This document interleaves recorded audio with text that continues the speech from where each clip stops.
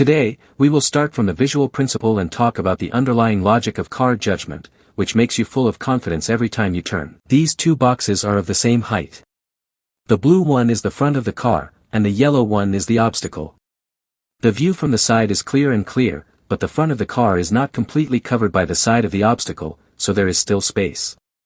This is the judgment principle under the front of the car, the height difference.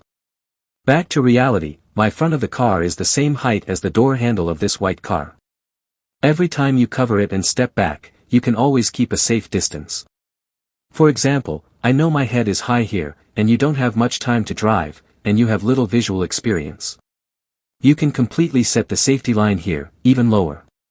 Because you know it must be lower than your head. As long as you can see any landmark lower than the head, you will never touch it. After understanding this theory, you will start to pay attention to the height of the car head on different obstacles. Then you will find that the car head is built for you.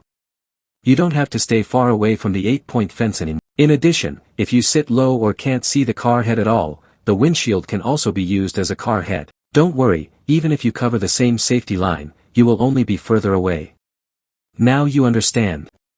The teachings on the internet that let you see the tail lights, the wheels, and the door handles, are essentially dependent on what car you are and what car the other party is.